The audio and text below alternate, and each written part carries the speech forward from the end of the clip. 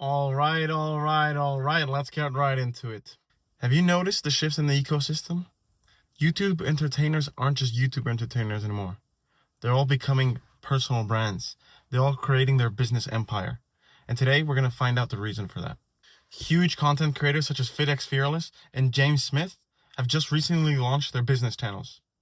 Do you think that's a coincidence that in a span of a few months, both of them have launched brand new business channels, abandoning their, well, they haven't completely abandoned it, but using their old channel way less in order to create their own specific niche channel?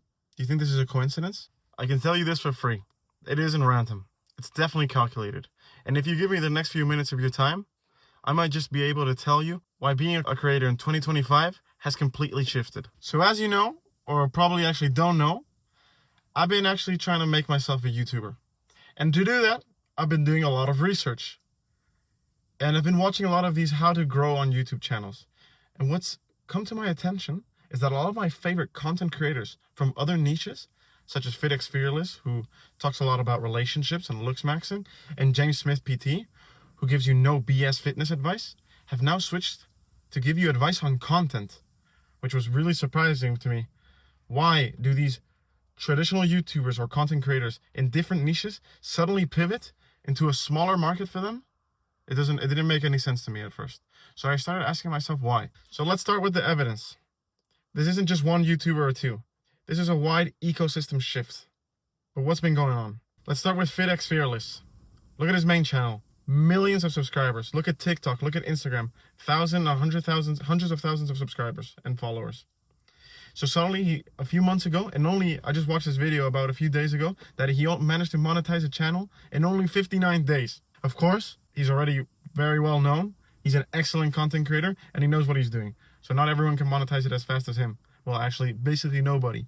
But why would he suddenly switch niches when you would think someone like him has it already figured out in his own niche? Why would you suddenly pivot and create a new market segment?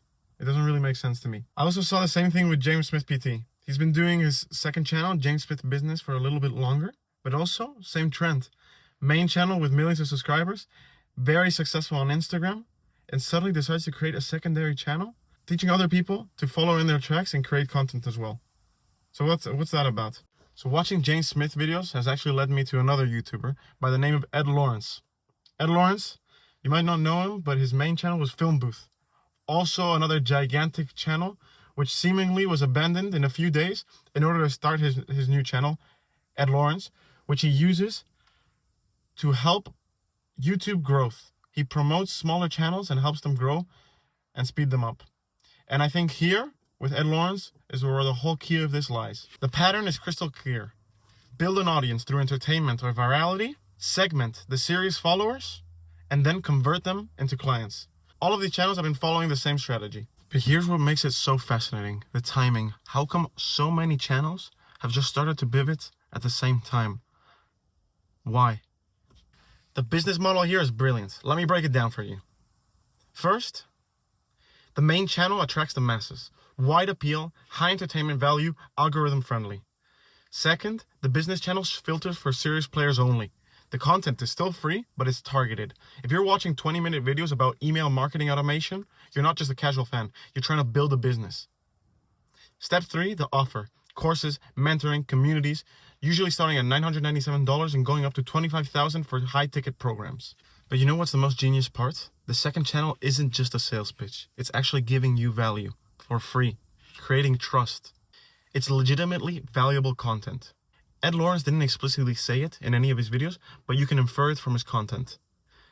Attention is cheap, trust is not. The creators are giving away what people used to charge for, but then later offering a premium offer in order for mentorships, one-on-one practices, or even better courses.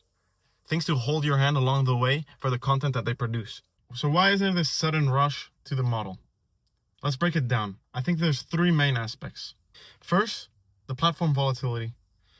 YouTube CPM has been widely inconsistent. Some niches seeing 40% drops year over year. Finance niche went from $15 to $8 CPM.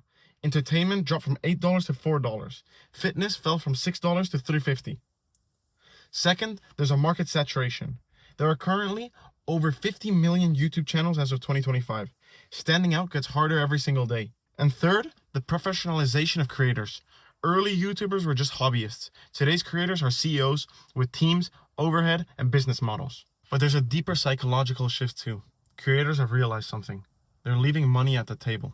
Many of these content creators were constructing huge audiences, but they weren't leveraging it correctly. And I think this whole concept was brought by one man. He might be familiar to you. So going through more research about YouTubers and how to become the best YouTuber I can, I decided to watch a podcast by the best YouTuber there is currently in the world, MrBeast, a podcast with Joe Rogan. And to me, it seemed like he was saying that most YouTubers are not leveraging their audiences as well as they could. You know? MrBeast saw this coming years ago. While everyone was chasing views, cultivating mass audiences, he was building his infrastructure. You know how he always talks about reinvesting into the business? He built teams, he built secondary channels, he built businesses off of his YouTube channels, off his audiences. You've already heard of them before. Most creators don't think like businesses. They think like entertainers. MrBeast 2021. So his approach was different. First, he built a massive audience. Over 50 million subscribers or 360 million subscribers last time I checked. Ridiculous. Second, he created genuine and valuable entertainment. Something that no one else in the world has been able to replicate, no matter how many copycats there are. Next, he started leveraging his audience. People trusted him, so they started buying Feastables and they bought MrBeast burgers. He started building businesses off of his audiences. And I think this is where the new concept comes from. The new wave of business channels is essentially MrBeast playbook, but for people that don't have 100 million subscribers or more. It's the same principles sealed for the average creator. MrBeast has over 500 million subscribers across all his platforms, I think. And he uses physical products such as Feastables and Beast Burgers. Successful business YouTubers, how many do they have? Maybe between 500,000 and 5 million, maybe less. Maybe I'm being too optimistic. And they leverage digital products on the other hand. But it's the same playbook, but with different products. MrBeast has major investment funding and a team of over 50 people, or over 100. I don't know how much it is. And most business channels maybe have a few team members, but they're using a way more bootstrapped approach. It's the same method, but on different magnitudes. So what about you, the viewer? Is this trend good for you? Is it bad? Well, I think it depends. It depends on the execution, right? So the good. Creators who deliver real value, have proven their methods work, and genuinely want to help their audience level up. All of the YouTubers and content creators I've mentioned in this video, I think are fantastic. I think they're trustworthy, and I think they are people who you can trust. Of course, I do think there are more shady characters who maybe you shouldn't be buying courses of, especially these new YouTubers. The bad thing, there are people rushing to cash in, repackage free information, or promise unrealistic results. We've seen this everywhere. People trying to sell you digital products made by AI. Of what use is that for you? Why would you ever buy a product that people have whipped up in 5 minutes in ChatGPT?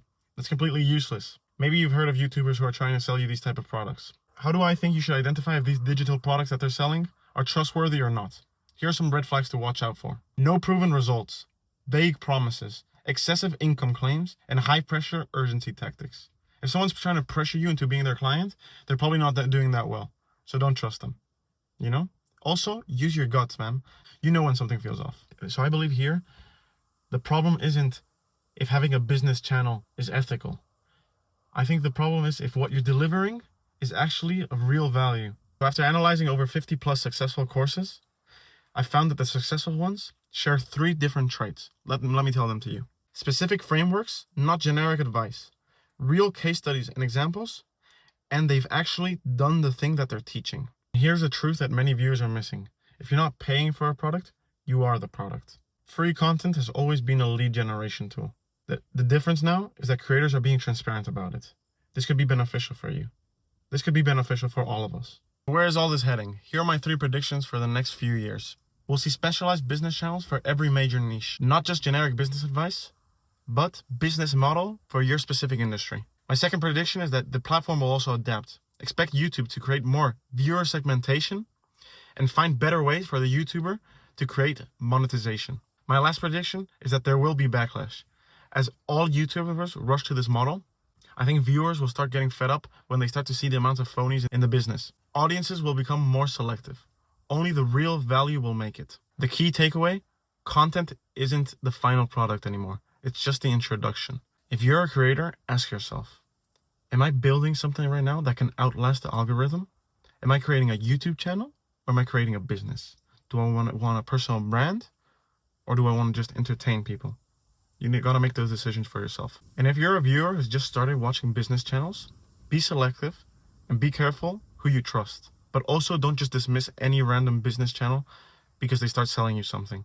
A lot of these guys know a lot and they can teach you from their experience. And that's it for today's analysis. If you found this valuable, please subscribe to the channel, drop a like, drop a comment.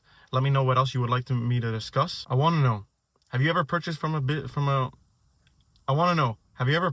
content creator? Was it worth it? If you want to mention from who, go ahead.